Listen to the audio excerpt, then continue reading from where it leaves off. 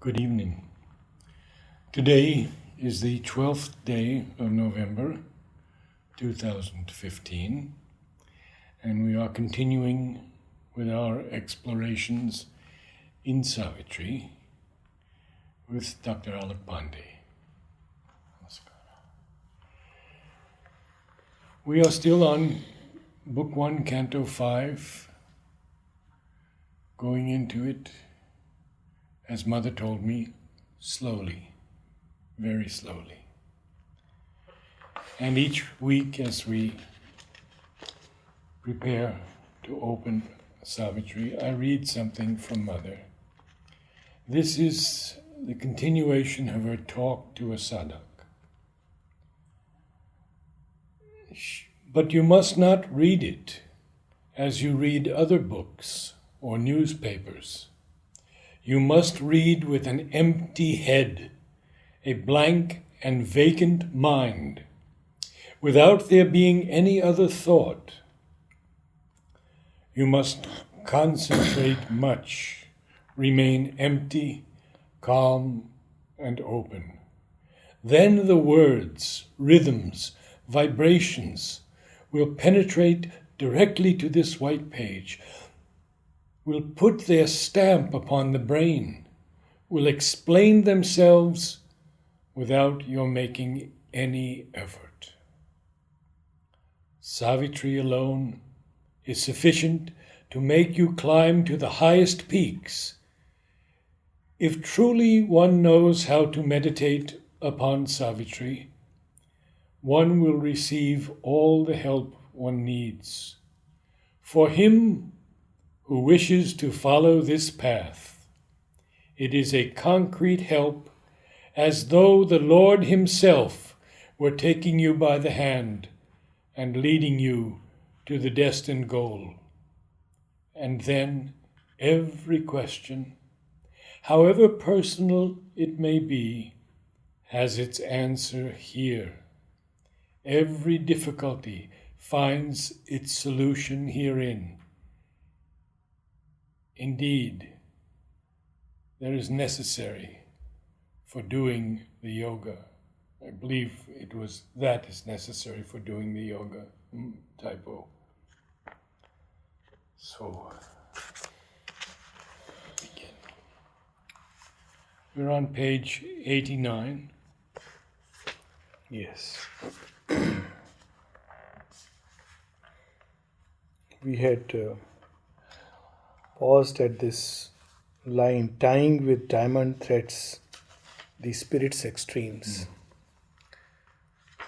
So Ashupati stands on the doors or the gates of the supermind, as it were. He has entered that portico where all the worlds and their energies meet.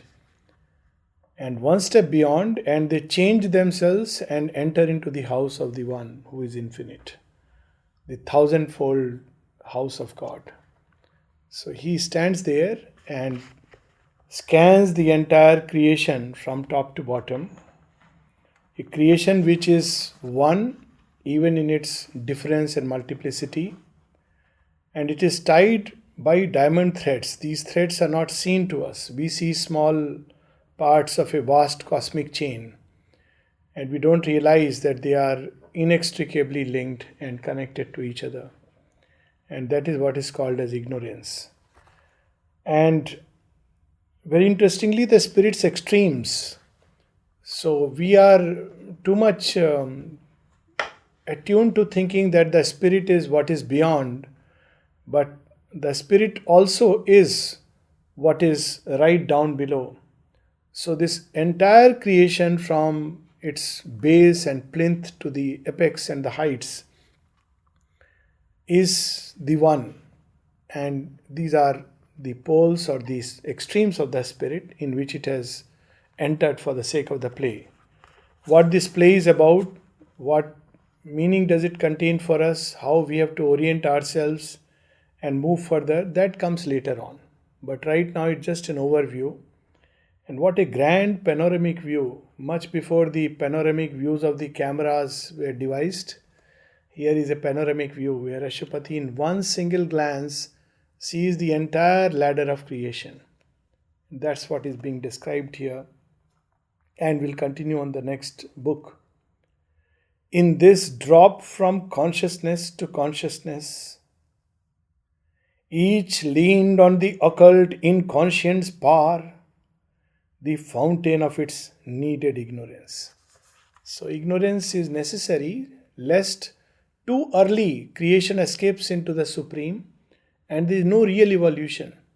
So, it provides the resistance to the evolution, and a resistance which eventually ends up making into a more perfect flowering.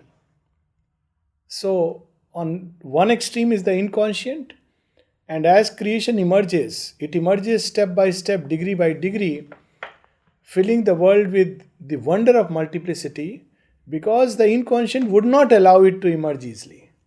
So it plays a role. That's why it is a needed ignorance. It's like when a seed is put inside the ground, it has a hard shell. It is needed because it protects the seed from getting burnt by too much light. It's very interesting because one time Mother said to me, she raised her hand like she was talking about the gardens of Matramandya. She raises her hand and she says, "One must know how to move from consciousness to consciousness."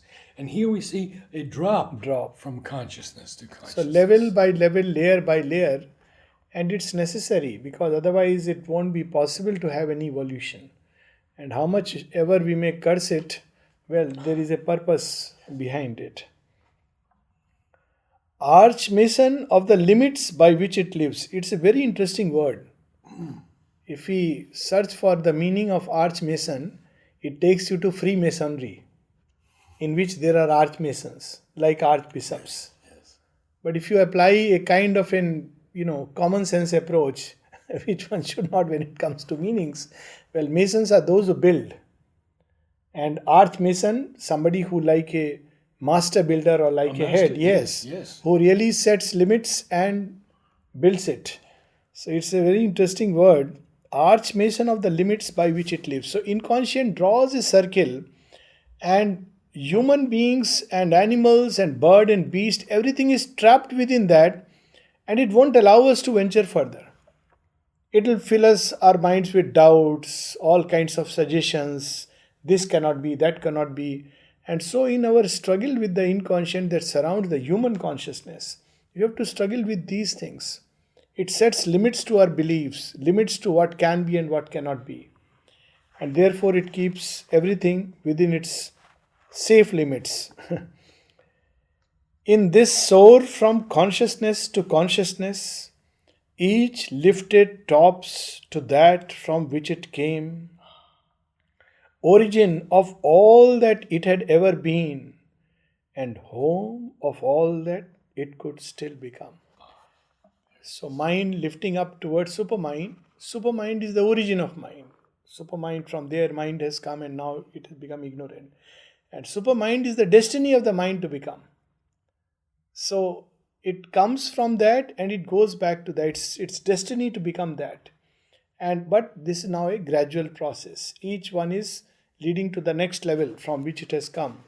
So matter has come from life, and therefore its life encases itself, limits itself, and becomes matter. Of course, in its origin, it is consciousness force. That's right. But what I meant is that in its evolutionary journey, matter first releases life. Yes. And then it releases mind, because each level becomes the other by a process of involution. And it is necessary so that the evolution can be a graded process. In its origin, life, just as mind is from supramental plane, life is from consciousness force, and matter from the pure existent. But in the process of evolution, and Sri Aurobindo says that very interestingly, in one of his commentaries on the Upanishads, he says that as long as scientists are trying to see how matter can be organized or conditions created so that it can become living, they will not succeed. They will succeed when they learn how life became matter. How life became matter. Yes. And that in the next canto of the next book is described, that how it plunged into the darkness, and suddenly, if you look at it like this from another point of view, it's like a bird which was flying suddenly dropped into a net or a cage and was stiffened so that it couldn't move. So, if we see from an evolutionary perspective, the moment life plunged into inconscient, it found itself clamped, it couldn't move, couldn't fly, couldn't breathe. All that was it could do was to pulsate as waves or particles inside matter. That's how matter is formed. So when scientists get that secret, then they will be able to know how to create life out of matter. And there are, I'm sure, stories of Sri Aurobindo and the mother where they knew how to do it, Yes. to transmute it. But like many powers, like last time we were speaking about mantra of life, they would not use it because it's not good, it's not safe. Like Pavitrada, who had discovered the secret of uh, making a nuclear bomb on the tip of an arrowhead. And the mother had told him, "You know it, I know it, that should be the end of it." Because, how dangerous it could be. Interesting, Madhav once said to me, and I know you know this very well, he said, any leap in the evolution is preceded by an involution. Yes, yes, yes. Even at an individual evolutionary level. Yes. Every time you have to take a leap for the next level, you have to get down, you have to clear the ground. The mother says you have to make a clearing of certain things which are holding you back, and then you are lifted to a greater height. And there is a beautiful image of this in the Vedas. So the image is that if you have, you stand on a hilltop and you see the next peak. So that peak is wonderful. Like, from Tiger Hill in Darjeeling, you see Kanchenjunga. Yes, yes. So Tiger Hill is about, I think, 9,000 feet. Yes. Darjeeling may be around 6, but Tiger Hill is another 2-3,000. From there you see Kanchenjunga, which may be around definitely over 18,000 feet, 18,000 feet. But if you have to go from there to Kanchenjunga, you have to come down all the way, find the route and access it. To the plains. Yes, 10, to the 10,000 plains. feet Yes, below. it's interesting that, Yes, and that's the yes. process of all evolution. So again, if you see again at another level, the wings of the birds must be clipped, and it falls on the ground to develop into a 4-footed animal. The many legs of a crawling snake have to be chopped off so that it can develop wings to fly. The fish has to feel suffocated inside the water where it could breathe freely to become a creature of the land. And by analogy, man will lose this capacity, excessive misuse, abuse of the intellect to develop intuition. If he thinks that only by its use he can develop, because reason will take him to a point and then make him move in that circle again and again and again. So this involution is so true, and it works at many levels. It's not just at the origin. It's at every time there has to be a progress. This is part of the whole. This is how it works. And if one is afraid to lose that which one holds as dearest and highest in oneself, then one is not ready to go further. This is the other part.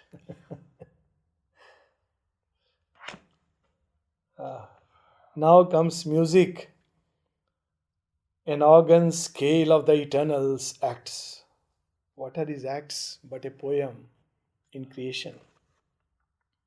Mounting to their climax in an endless calm, pieces of the many-visaged wonderful, predestined stadia of the evolving way, measures of the stature of the growing soul.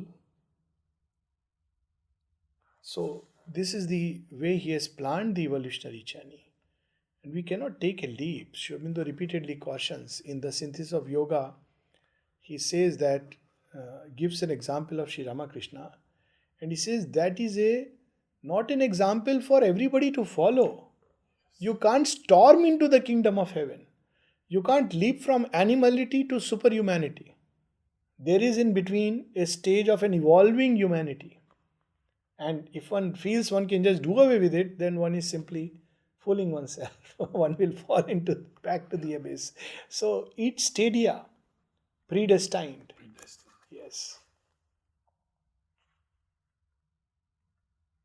They interpreted existence to itself and mediating twixt the heights and deeps, united the veiled married opposites and linked creation to the ineffable. Oh, that's powerful.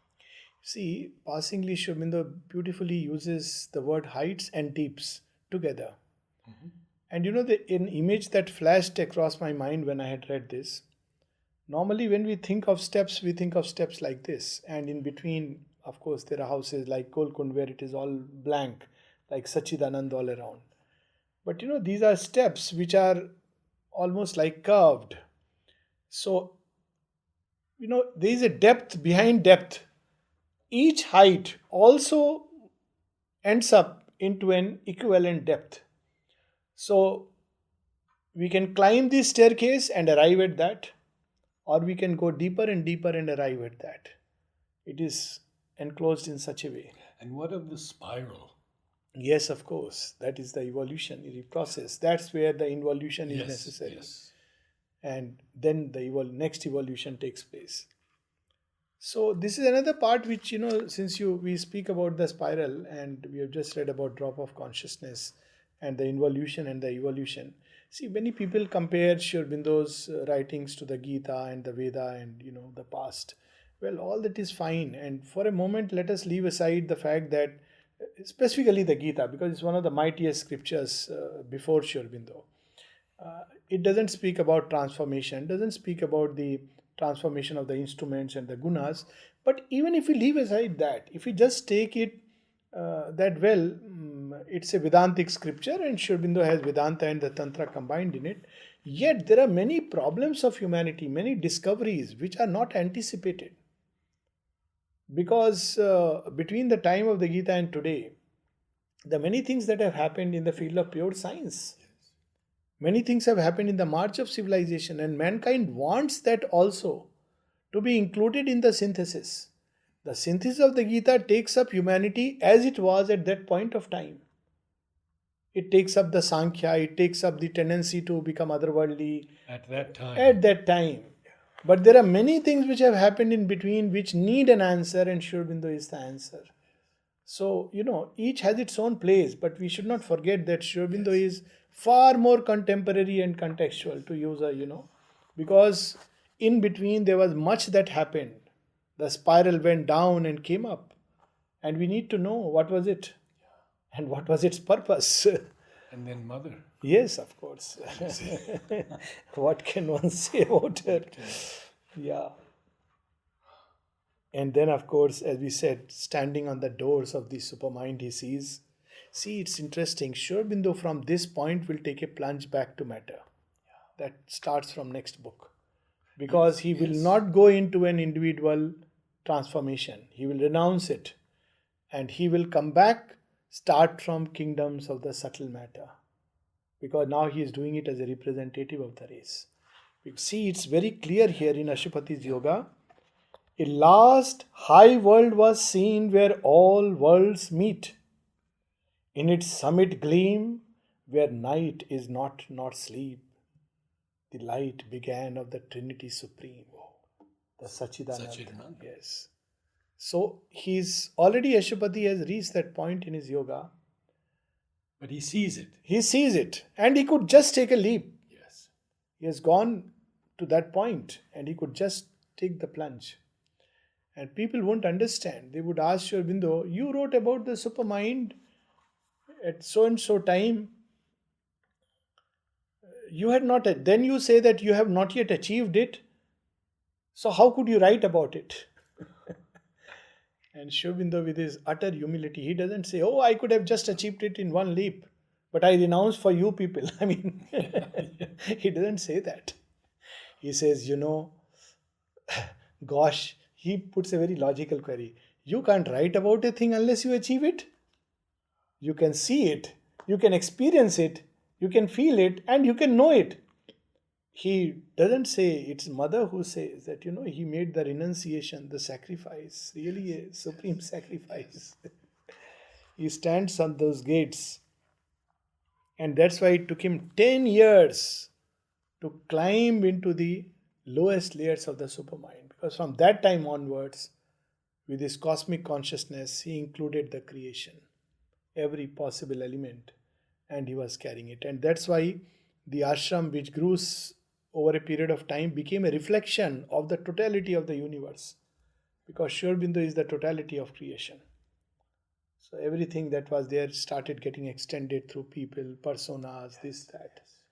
So it is an amazing work, a whole chapter which, Working not only on the good, but on yes, the everything, darker everything. forms. Actually, in that consciousness, it's a single sweep. Yeah. It's from here to there. All there discovered what it seeks for here. We seek for what? We seek for existence. That's why we use the word struggle for survival. There it is self existent. No harm, no risk, no damage, no death, no disintegration. We seek for consciousness and we seek for power. There it is consciousness, force, chit tapas, shakti of the Supreme.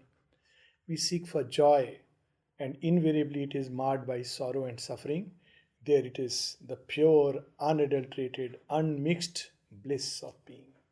So all that we seek and struggle for here, there it is self existent, self fulfilled. All there discovered what it seeks for here. It freed the finite into boundlessness and rose into its own eternities. There is another place where Sri Aurobindo speaks about in Savitri, each part in us desires its own absolute. Every movement of nature has its own perfection and fulfillment. And there it's self-fulfilled. And mother's work on the cells. Yes. That they were aspiring. Yes. Yes, absolutely.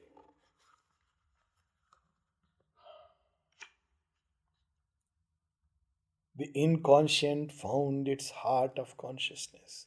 This is part of our burden which all of us must bear.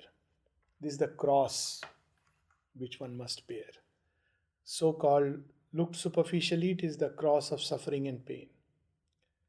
Looked at another way, it is the price that we must pay for the evolution. But from the deepest angle, we must carry our own share of darkness so that it can be transformed into light. Otherwise, we are not doing a good job. Mother says at one place, someone even asked me recently that what does Swami Vivekananda means when he says, resist not evil. Swami Vivekananda very interestingly said that when I read the Paradise Lost, the only character I admired was Satan. He says the fellow had the guts to revolt. Of course, he was an incarnation of Shiva. And Shiva loves the titans also, titanic energies. So it was too powerful a statement, coming from Swami Vivekananda. So I was asked that, what could it mean? So then, Mother and Sri Aurobindo's writings, where Sri Aurobindo himself says, admire also the titan. Yes. If I cannot be Rama, I would be Ravana. There are series of aphorisms with Mother's commentaries. Yes. And at one place, Mother says, do not try to be among the holy and the pure. Take your own burden of the anti-divine. These are her words. So that it can be offered. Those who try to walk among the holy and the pure with a mask of self-righteousness, they don't realize that all the darkness is within and it has taken this form now. And it's the most dangerous because thing. It's suppression. So each one has to carry it in whatever measure and offer it. Not to indulge and become that, but it is a part one has to bear. Yes. It has to go on till the final stages of transformation. The idea and feeling groping in ignorance, at last clutched passionately the body of truth. We only have the idea of truth, the feeling of truth. We have imaginary visages of truth. What is that body of truth? That we have to clutch. And now music. Yes, there's a lot of music in this part. Yes. The music born in matter silences, plugged nude out of the Ineffable's fathomlessness, the meaning it had held but could not voice, the perfect rhythm now only sometimes dreamed, an answer brought to the tone earth's hungry need, rending the night that had concealed the unknown. See this music, it's very interesting. If you take music as vibrations and waves, if you take music, that's the essence of music. All the rest, hearing it, sound, it is a different thing. But in matter, each atom, each electron is vibrating with a tremendous intensity. And the amazing part is that it is randomly vibrating. It is not, it doesn't have a mind to organize itself.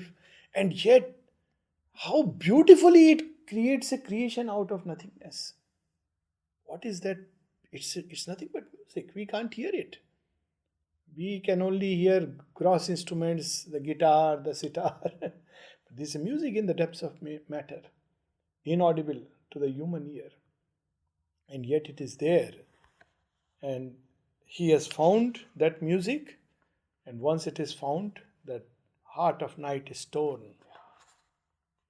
Rending. Rending, it's a very powerful word. Giving to her lost, forgotten soul. A grand solution closed the long impasse in which the heights of mortal efforts end. This is the impasse. Try it. Try to meditate. Try to do good deeds. Try to remember and offer. There is a limit to mortal effort. Try to many things. We want to be a good artist. We want to be a good painter or musician or poet.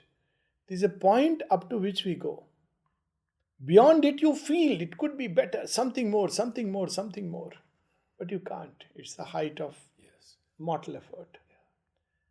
A great seer like Vyasa, who composed the Puranas and compiled the Vedas and of course the Mahabharata, it is said that he was still not happy, that there is something he has not yet manifested. He doesn't know what. Till Narada comes and says, you have talked about everything except the birth of God in time. So then he brings out the Bhagavad. So this is where we have that there is a limit to mortal effort. And Ashupati has reached that point where he sees the grand solution. There is something beyond. That is what we need to get at. A reconciling wisdom looked on life. Reconciling wisdom, not a wisdom that rejects life, but gives a sense, meaning, and purpose to each curve and line, to each little point in our destiny, to each twist and turn of fate. It fills with a new sense. So that's a reconciling wisdom, not a wisdom which, okay, there is a wisdom on high, but it has nothing to do with life. Reconciling wisdom looked on life. It took the striving undertones of mind and took the confused refrain of human hopes. So the music continues. Refrain. So after every, of human hopes, after every little, paragraph, we end up with the same refrain of human hopes. We cannot, go beyond it. And made of them a sweet and happy call. So this is what should happen. Instead of simply hoping and despairing and hoping and despairing, we should turn everything into a call, a sweet call towards the divine. As matter calls. At one place the mother says that, people with these atom bombs and everything, they have war machines and all, human beings have trampled upon matter and totally, massacred it. And Therefore, there was a cry in matter for intervention. And then she speaks about that wherever we have placed our feet, we have sent into matter vibrations of hope and solace, which will remain imprinted upon it. We read it in the Puranas, earth going and aspiring to the divine for intervention. I remember Mother talks about nuclear. Yes. And she says it's a force of destruction. Absolutely. Disintegration. So fission is not the answer, but fusion. Fusion. Energy by fusion. She could know it by the smell that they have tested nuclear bombs. Yeah. She was not happy because this disintegration of matter. It lifted, these lovely lines, it lifted from an underground of pain the inarticulate murmur of our lives and found for it a sense illimitable. Is there a meaning in our pain? Sense illimitable. Yes. Perhaps at one place he says, pain is better than pleasure because pleasure is very deceptive.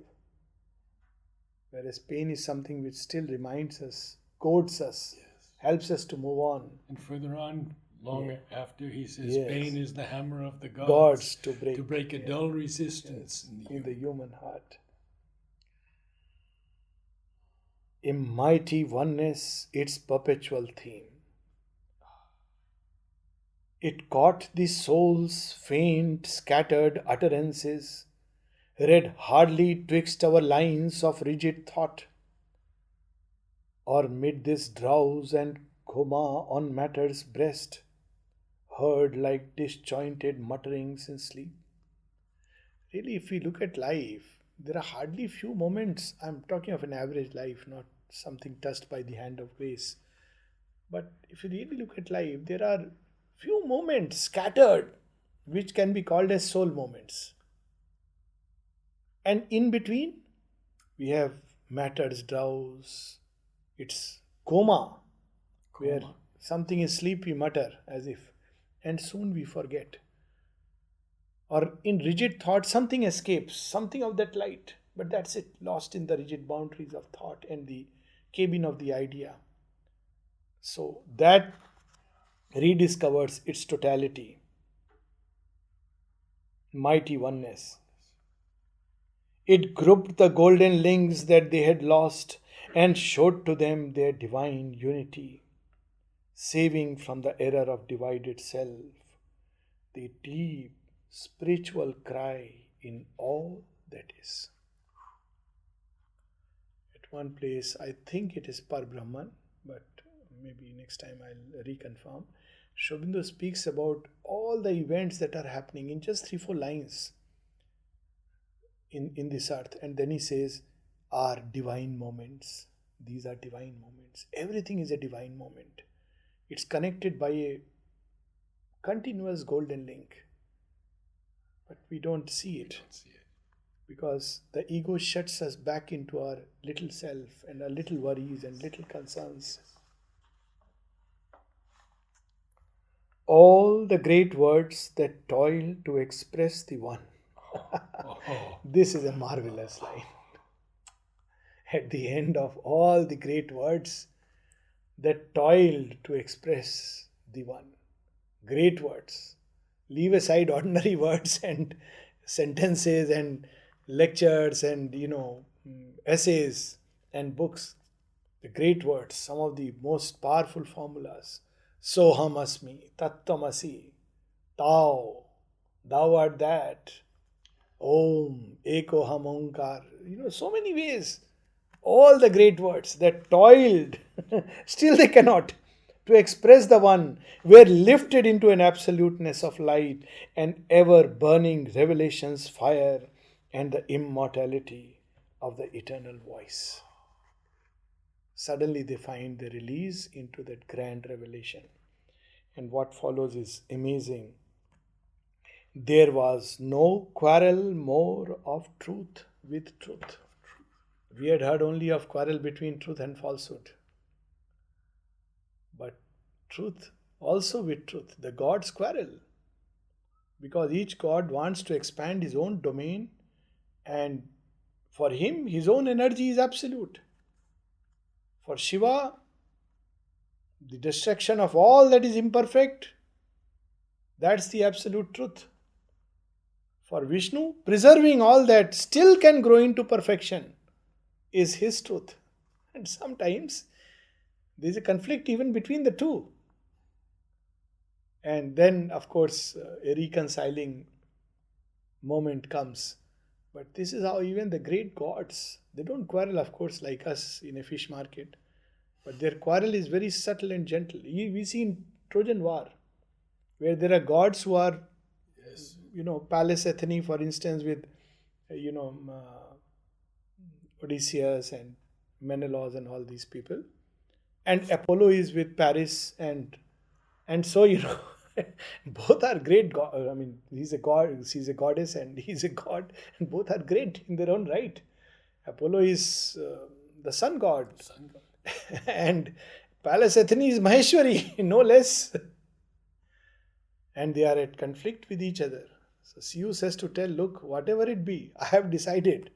So Apollo, you have to withdraw. And yet, he makes sure that Achilles falls, shooting the arrow at his feet.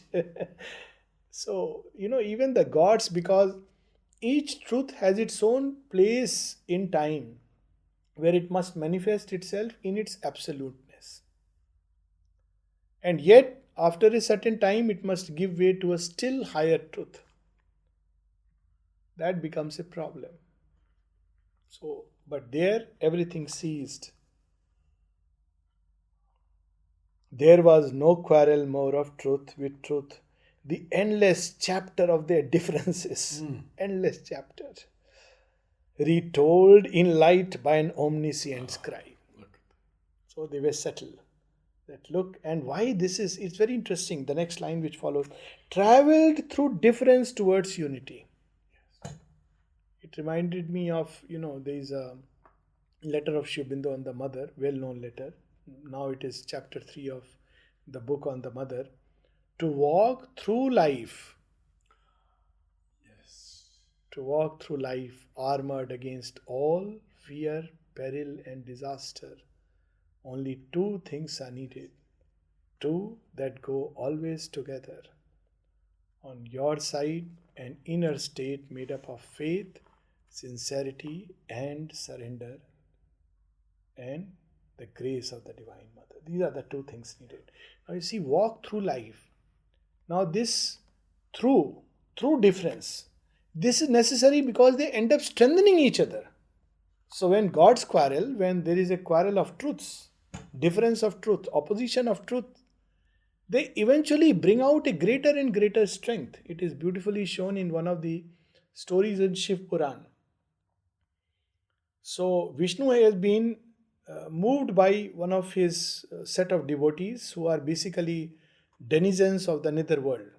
They are celestial beings, apsaras, who have taken home there, and they pray to Vishnu and they ask him for an impossible boon, that we want to serve you as Lakshmi does.